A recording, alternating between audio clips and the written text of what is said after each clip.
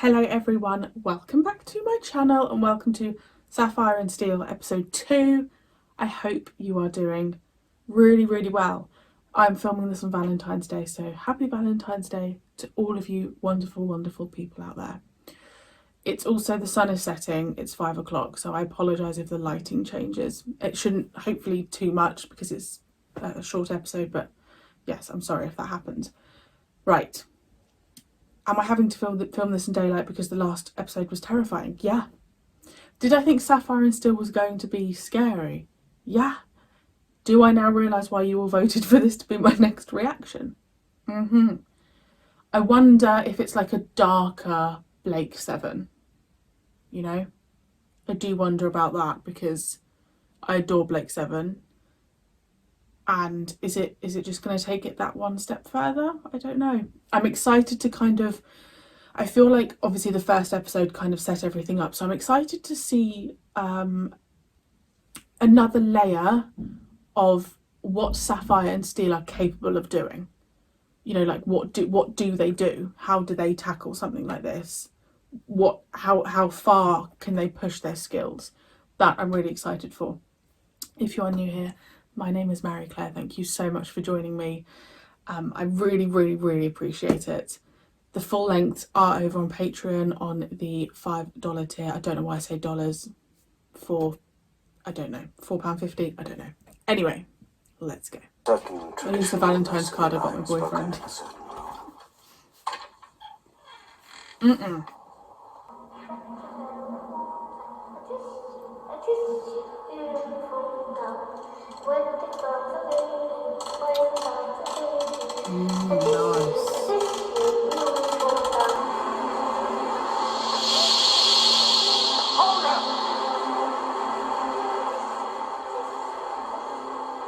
Ringing our bells, wedding thee, singing our girls and boys thee, tissue up, dance all. Give me a ring of roses, a pocket full of posies, a tish, oh. That's terrifying.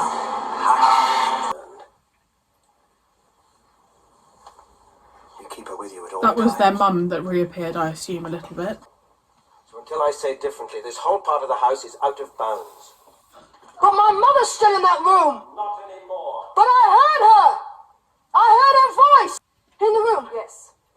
Well, I saw lots of things, different things. People? Yes, people and things. But all very quickly. Well, I didn't actually see her. I saw a shadow of her. Her voice. That's all. That wasn't her. No. I mean, I can't trust you, either of you. I don't know who you are, where you come from. How can I trust you? I mean, reasonable. You have to. First of all, then a room. You have to trust us.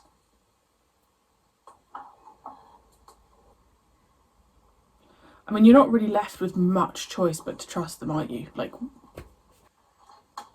putting like wood across the door or something.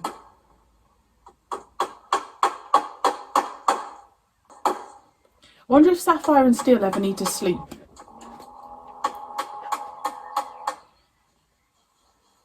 I send a message.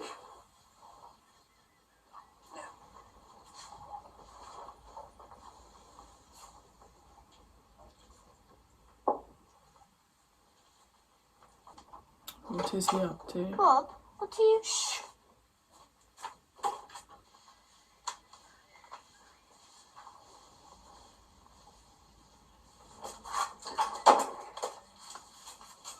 Put this on, Helen. What did it want? Put it on quickly. I'm eating my breakfast. Well, you can leave that here. Running away? Or to go and get, like, the policeman? Oh. He has to be coming here. There's nowhere else. Are we going this way? Yes, so hurry. It's to Sapphire. Tell her what? About the policeman. No, I didn't. Come on. But you'll be cross. Come on, Helen. You should have told They're me. nailing up the door of your room, Helen. Nailing it. I don't think his reaction is unreasonable. It's all right, Helen. Yes. Which I like. I like that his reaction isn't unreasonable. Speak to him. I'm sorry, he just doesn't trust you. Does he trust you? A little. You're supposed to be the diplomat, aren't you? Amongst other things. You're supposed to be the one that sweet talks kids like that, reassures them, I manage. so that we can get on with the job and win the battle. It's nearly here.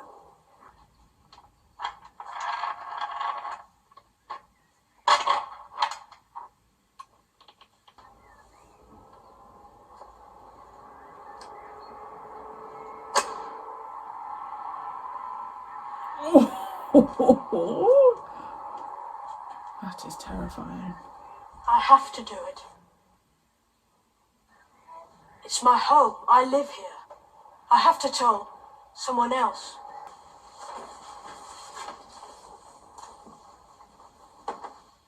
It doesn't matter. No? No. I'm still going to tell him about my parents, about that room up there, about the things I saw in that room. Do you think he'll listen to you? Yes. That policeman knows me. Go on then. Try to tell him.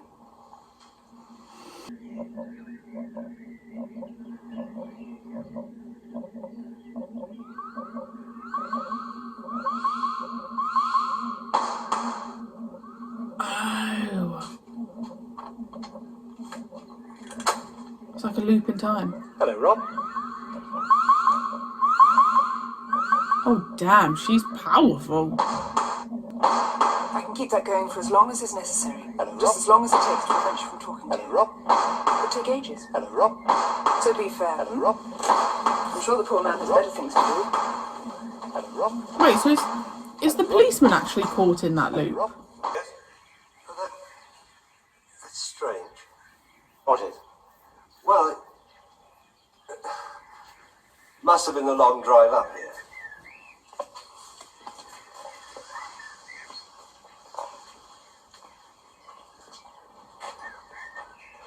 But I could have sworn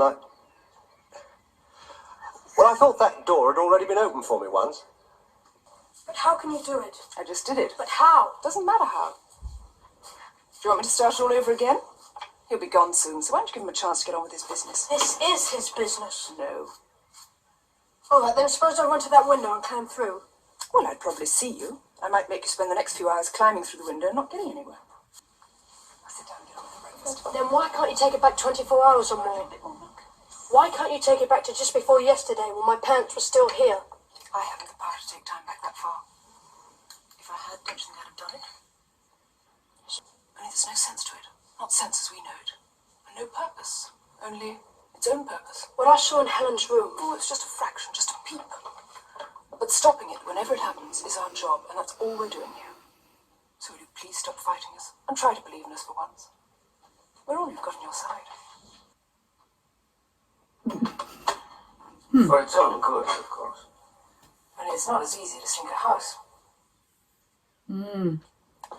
I like that they can communicate. This is much better.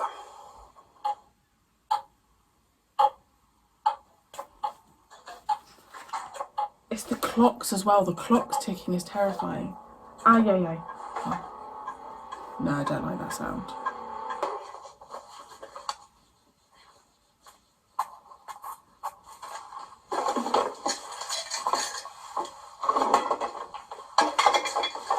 How's he going to explain this to his Clutter parents? their lives, don't they? Rob? Oh no.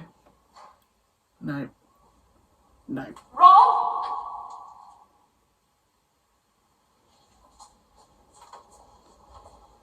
Rob! Methods being used. Oh, Rob, don't. Go and tell Sapphire and Steel. Mum? Just what on earth is going on, Rob? Oh, Mum! Will you open this door at once, please? Of course! Yes, Mum, just wait. I'll fetch Sapphire and Steel. There's no need to fetch them. And it's very simple. Just kneel down by the door. Just outside the door. Come along, Rob. Kneel down by the door. Come on, Sapphire. Like, oh no, That's right. no, thank you. Some eyes are going to appear. Now then, let's call it history. Now You're old enough for history, aren't you, Rob? Yes. And a lot of nursery rhymes are a part of history. I've always taught you that, haven't I, Rob? No! So, say the one that's in your head. Which one? The one that's in there now. Don't lose it, Rob. Goosey, goosey That's gander! the one. Where shall I? Whither shall I wander? That's it. Upstairs and downstairs.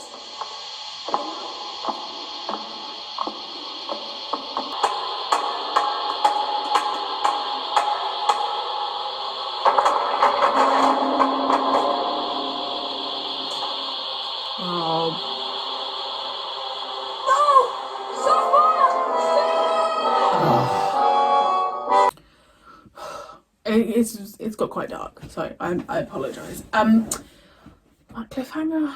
Oh, these cliffhangers, they're good.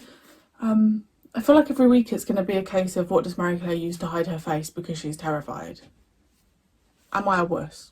Yes, but it's because I don't really know what to expect from the show, so I'm like, how dark are we gonna get?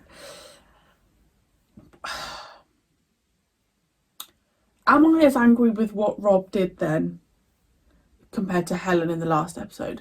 I don't think so, no, because they've used his mum's voice, but he did suspect, right, when he said about going and getting Sapphire and Steel, and she was like, no, and he was like, how do you know them? But how old is he? What? I don't know, 12-ish? You know, 12-year-old hearing their mum's voice, and he's already been suspicious of Sapphire and Steel. I don't really blame his actions. And actually what I really like about this boy is, I said it during the reaction, I think, the way he's reacting to the situation isn't unrealistic. Sometimes in shows, someone reacts in a certain way and I think, what are you doing? Like Helen going back into that room, right? Silly sausage. Whereas the way he was responding to them, I thought was perfectly reasonable, and he was asking some really good questions. So actually, I feel like the way that the premise is being handled quite realistically, and that's something I really appreciate. Obviously, something like Sapphire and Steel happening in real life is very unrealistic, but it's nice having reasonable reactions from the children. I feel like Sapphire, we've seen a lot of what she can do. We've seen some of the things she can do, and we've probably just only seen like 10%. And obviously with Steel, we haven't, I feel like he's quite keeps himself to himself, so, and I feel like he needs that room empty, so what's he gonna do? So I'm excited to see what he's capable of doing. I really like it. I am interested to see how they carry this out for 6 parts. But what I will say is that episode went so quickly, and so did the first one. Like, they're 24 minutes. It's a Doctor Who episode, isn't it? A classic Doctor Who episode length. I actually quite like the length. It's like a little snippet and then you're left with that cliffhanger. So I'm really, really happy with this show so far, and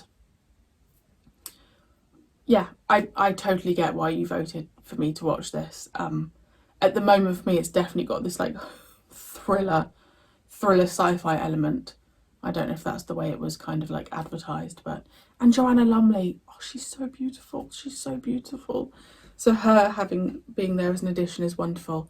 It is so dark. I'm going to go because I look like a ghost. I look like I belong in that room singing Ring a Ring of Roses. Thank you for joining me, and I shall see you next week for episode 3.